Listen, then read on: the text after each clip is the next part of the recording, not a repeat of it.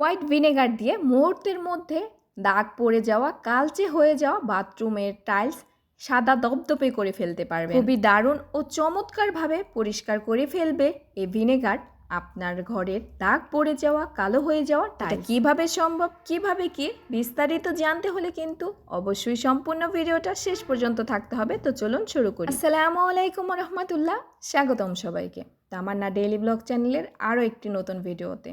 তামান্না daily blog চ্যানেলের আরও একটি নতুন ভিডিওতে আমি তামান্না আছি আপনাদের সাথে।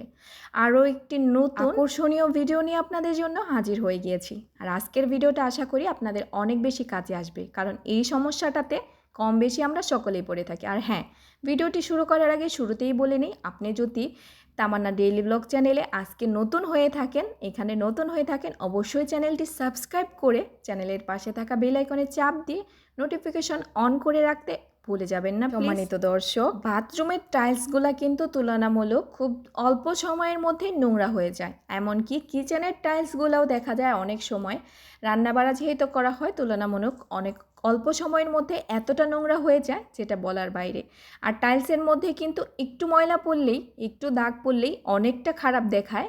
যেমন টাইলস যদি পরিষ্কার থাকে তাহলে একদম সুন্দর দেখায়, চকচকে দেখায়, নতুনের মতো লাগে, খুব বেশি ভালো লাগে। ঠিক সেমভাবেই একটু ময়লা হলেও কিন্তু খুব বেশি খারাপ লাগে দেখতে। আর এই টাইলস পরিষ্কার করতে গিয়ে, সুন্দর দেখাতে গিয়ে আমরা অনেক কিছু ব্যবহার করে থাকি টাইলস পরিষ্কার রাখতে। বাজার থেকে হাজার হাজার টাকা খরচ করে অনেক ধরনের টাইলস ক্লিনার কিনে এনে ব্যবহার করে থাকি টাইলস পরিষ্কার করার ক্ষেত্রে। কিন্তু আজকে আমি আপনাদেরকে দেখাবো ব্যতিক্রম একটা আইডিয়া, ব্যতিক্রম একটা ধরন। তো দর্শক, সেটার জন্য আমি এখানে কুসুম গরম পানি নিয়ে নিয়েছি। অবশ্যই আপনাকেও কুসুম গরম পানি নিতে হবে। আপনি চাইলে এ পদ্ধতিতে শুধু বাথরুমের নয়, আপনার কিচেনের, আপনার রুমের ফ্লোরের যে টাইলস আছে সেটাও পরিষ্কার করে নিতে পারেন। কিন্তু এখানে একটা জিনিস একটু কম বেশি করতে হবে। আমি আজকে তাহলে বাথরুমের টাইলস কিভাবে ক্লিন করবেন সেটাই আপনাদেরকে দেখাই। তো কুসুম গরম পানি নিয়ে নিয়েছি একটি পাত্রের মধ্যে। আর যেটা লাগবে সেটা হচ্ছে হোয়াইট ভিনেগার অথবা সিরকা। আপনি কি জানেন, দীর্ঘদিন খাবার ভালো রাখার ক্ষেত্রে কিন্তু অধিকাংশ সময় ব্যবহার করা হয় এই সিরকা। এই সিরকা প্রাকৃতিক পরিষ্কারক হিসেবেও কিন্তু দারুণভাবে কাজ করে।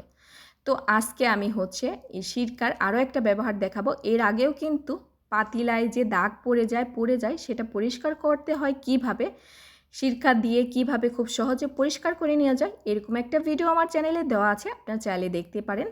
আর এখন আমি টাইলস পরিষ্কার করে দেখাবো। তো গরম পানির মধ্যে হচ্ছে একটু পরিমাণ দিয়ে দিলাম সিরকা। যেহেতু আমি বাথরুম ক্লিন করব সেক্ষেত্রে 2 কাপ পরিমাণ দিয়েছি সিরকার মধ্যে যে কাপটা থাকে। তো আর যেটা লাগবে যে কোনো ধরনের কাপড় কাচার পাউডার অথবা ডিটারজেন্ট পাউডার, এটা নিয়ে নিয়েছি। আমি যেটা ব্যবহার করে থাকি সেটাই নিয়ে নিয়েছি। দুইটাকে খুব ভালোভাবে মিক্সড করে নিয়েছি। যেহেতু পানিটা কুসুম গরম পানি, হাত দিয়ে বেশিক্ষণ রাখাও যাচ্ছে না, অনেকটা যে গরম হাতেও যাচ্ছে না সেটাও না, একবারে একদম ঠান্ডা সেটাও না। এখানে এই পর্যায়ে নিয়েছি কুসুম গরম পানি।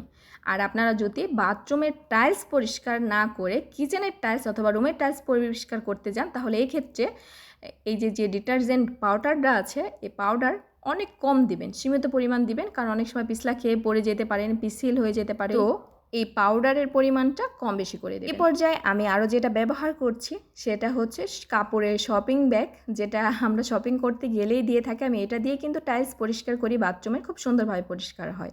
আপনারা চাইলে বাথরুম পরিষ্কার করার যে অনেক ধরনের সুবা বা মাজনি যাই হোক পরিষ্কার করার, এগুলা হচ্ছে পাওয়া যায় বাজারে, সেটিও ব্যবহার করতে পারেন বা ব্যবহার যদি করে থাকেন। তো আমি নর্মালি যেটা দিয়ে বাথরুম পরিষ্কার করে থাকি সেটাই আপনাদের সাথে শেয়ার করছি।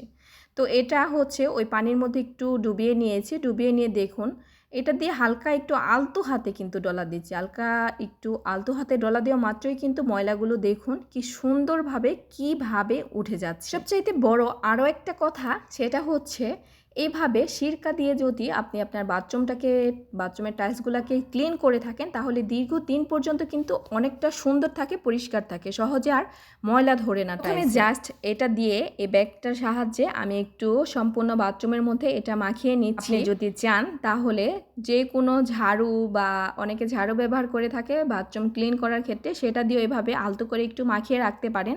5 মিনিট সময়ের জন্য অপেক্ষা করবেন। এভাবে এই সাবান আর হচ্ছে গরম পানি ও হোয়াইট ভিনেগার, এই তিনটার যে মিশ্রণটা তৈরি হয়েছে অনেকক্ষণ সময় ধরে একটু রেখে দিবেন, 5 থেকে 10 মিনিট সময় পর্যন্ত যদি হাতে সময় থাকে। তারপরে হচ্ছে যে কোনো কিছু দিয়ে ডলে পরিষ্কার করে নেবেন।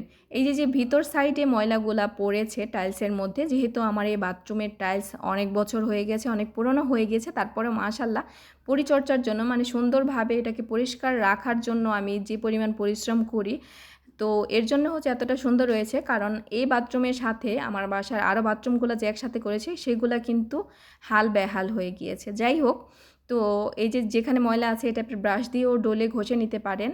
এখন আমি এটা পানি দিয়ে পরিষ্কার করে নেব। এখনও কিন্তু পানি দিইনি, 5 মিনিট পরে হালকা একটু আলতো হাতে একটু ডলে নিলাম। আর এটা কিন্তু একটা দাগ, এই দাগটা কখনোই উঠবে না, অনেক গাঢ় একটা দাগ পড়েছে, মানে টাইলসই অনেকটা উঠে গিয়েছে। ওটা আবার কেউ ভাববেন না যে ওটা কেন গেল না, কতটা ময়লা উঠে এসেছে দেখুন ব্যাগটার সাথে। আর এখন মাশাআল্লাহ কিছুক্ষণ আগে কেমন ছিল আর এখন কতটা চকচকে হয়ে গিয়েছে, টাইলসটা কতটা পরিষ্কার হয়ে গিয়েছে সেটা আপনারা নিজের চোখেই দেখুন। আশা করি আমার আজকের ভিডিওটা অনেক বেশি উপকারী, তাই আমি আপনাদেরকে বলবো অবশ্যই সম্পূর্ণ ভিডিওটা আপনি নিজে দেখুন, শেয়ার করে অন্যকে দেখার সুযোগ করে দিন। আর আপনাদেরকে অসংখ্য ধন্যবাদ। এইরকম সেম একটা ভিডিও প্রায় 32,000 মানুষ দেখেছে, যেটা আমি এখন স্ক্রিনে দিয়ে দিচ্ছি। জানি না 32,000-এর মধ্যে আপনিও আছেন কি না, আপনিও দেখেছেন কি না। মানুষ এত বেশি পছন্দ করেছে যে টাইলস কিভাবে পরিষ্কার করা যায়, আমি এখন শুধু সেটা খুঁজে নিজে ব্যবহার করে যেটা ফলাফল পাই সেটাই আপনাদের সাথে শেয়ার করতে থাকি। তো অবশ্যই এই ভিডিওটাও সম্পূর্ণই দেখবেন। আর কার কাছে কেমন লাগলো, আগে কখনো এইভাবে হোয়াইট ভিনেগার দিয়ে এই উপায়ে বাথরুমের টাইলস পরিষ্কার করেছেন কিনা অবশ্যই জানিয়ে যাবেন। আল্লাহ হাফেজ।